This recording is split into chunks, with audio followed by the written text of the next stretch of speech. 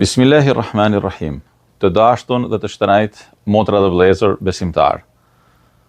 Para ca kohësh ne mblidheshim për të pritur muajin e begatë të Ramazanit. Para ca kohësh ne baheshim gati për të hyrë në atmosferën e begatë të muajit Ramazan. Para ca kohësh ne përgatiteshim dhe banim plane se si ta kalonim muajin e begatë të Ramazanit. Dhe tashma ne jemi në momentet e fundit të përcjelljes së këtij muaji të begatë, me të cilin u gëzuam sa vesh një Zot e din, e me të cilin morëm dhe dham, ndam dhe përhapëm mirësi dhe dritë nga drita dhe mirësia e Allahut Azza wa Jall.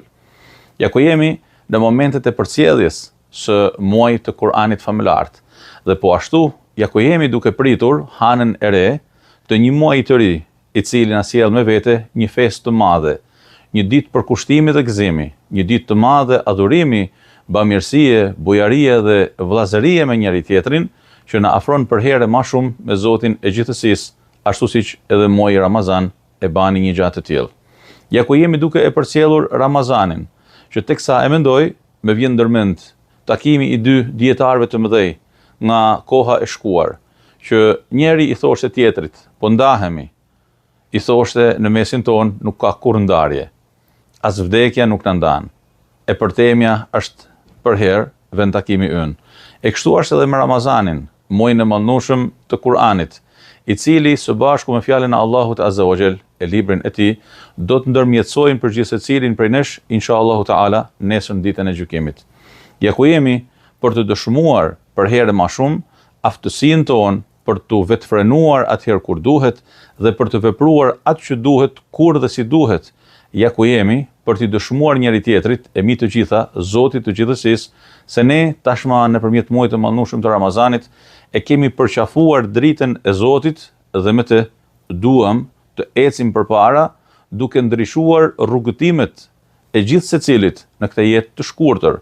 Ja ku jemi për t'i dëshmuar njëri tjetrit se aftësia e besimtarit është ajo që i dëshmon atij mundësinë për të jetuar me dinjitet dhe krenari, me dritën e Zotit dhe bekimet e tij, për t'u ndarë një herë për gjithmonë nga bota e mjegullnajave, hirtësive, errësirave, që në fakt e marrin njeriu drejt devijimit dhe shturjes. Kaluam një muaj të begat, plot mirësi dhe bekim. Kaluam një muaj në paqe totale me njëri tjetrin, me natyrën, me jetën, me të gjithë përreth. E duam gjithashtu që edhe pas largimit të këtij muaji të begat, jeta e jon të vazhdojë në këtë ritëm, e përkushtimi ynë të vazhdojë në këtë ritëm, dhe angazhimi i ynë me fjalën e Zotit dhe leximin, e kuptimin, e praktikimin e saj të vazhdojë me këtë ritëm, për të dëshmuar për herë më shumë madhështia e Islamit në mesin ton, për të dëshmuar për herë më shumë mundësia reale që njerëzit kanë që nëpërmjet fjalës së Zotit dhe fesë së tij me jetu në dinjitet, në paqe dhe në harmoni me njëri tjetrin, për të dëshmuar gjithë secili prej nesh si mëkamës real i Zotit një. Ju përhajroj me rastin e Fitër Bajramit dhe ju dëshiroj çdo të mirë dhe bekim ju dhe familjeve tuaja, tokës tonë, qytetit tonë, mbar shqiptarëve kudo që janë, botës mbar, ummetit islam në veçanti.